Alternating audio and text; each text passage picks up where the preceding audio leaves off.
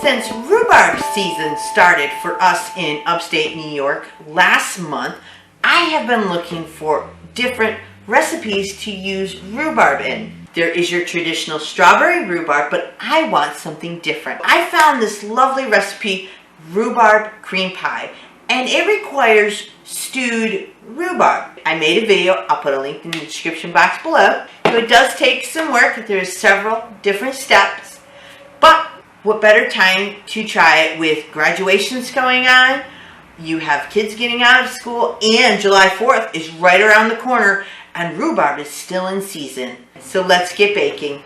The ingredients for this rhubarb cream pie is 2.5 cups stewed rhubarb. If you don't know what stewed rhubarb is, I have a video. I will put a link in the description box below for that video, but it's basically just sugar, water, and rhubarb boiled down. All there is. It's like an applesauce.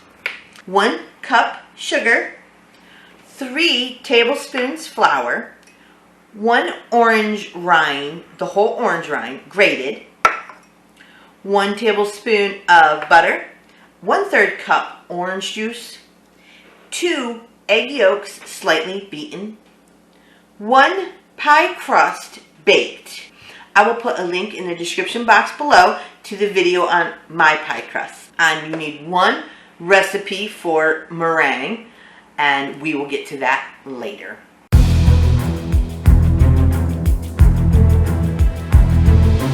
To bake the pie crust is very simple. Set the oven to 375 degrees Fahrenheit. Place the pie crust in the pie plate. Crimp your sides. Make some holes in the bottom and the sides to help prevent shrinkage, but shrinkage will still happen. Cover with parchment or even a coffee filter at the bottom to add dry beans or rice if you do not have any of the pie beads to keep the crust from bubbling.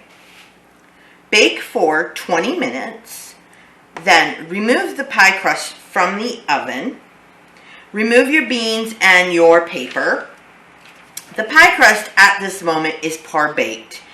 You can either leave it as is or you can finish baking. If you're going to finish baking, you return it to the oven for 10 to 15 minutes more. The par baked is great for your pumpkin pie, so that way you have that little, it's hard to describe, it's just that little doughiness. It all depends on what you are using it for. Being that this is a meringue and not a custard, I wanted it fully cooked.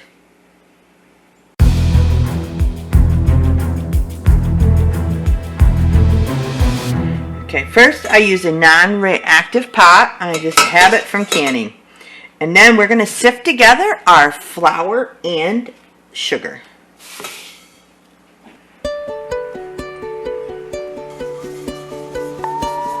We're going to turn it on low to start with to get it warmed up, and we're going to add our stewed rhubarb. So we're going to mix everything together. We're going to turn the heat up, turn it up to medium low. You want to stir this constantly, and you want it to get thickened. I would say that's thick. Okay, we have removed it from heat for right now, and we are going to add in our egg yolks.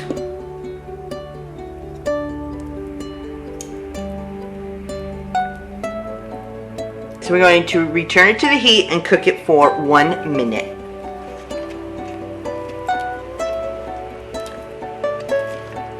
Now that we have removed it from heat, we are going to finish adding the rest of our ingredients.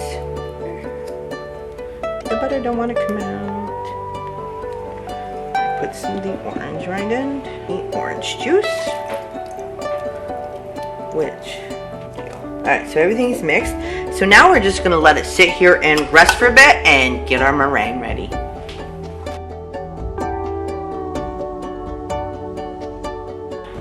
3 egg whites, 6 tablespoons of sugar, a half a teaspoon of flavoring, any flavoring you like. I am using vanilla. Beat eggs until frothy, and then slowly add the sugar in while you're still beating the eggs. And then you add your flavoring in, and you continue to beat until the egg whites are stiff. I am hoping you're using a kitchen egg mixer or a hand mixer, because it'll take a while if you're not.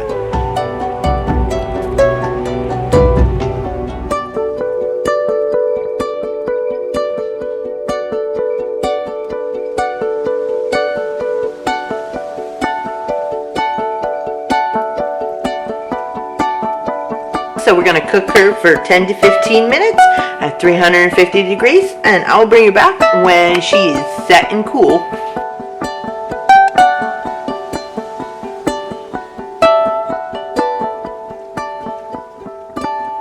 It's set, it's just a little warm still, so imagine if you let it cool down a little bit more, it would firm up really good. And the crust still ended up, even with baking it, a thorough bake, it still ended up being like a pumpkin pie crust, so that's wonderful. So this recipe came out from the 1950s. I will put the recipe in the description box below. I hope you get a chance to make this pie. It is really good.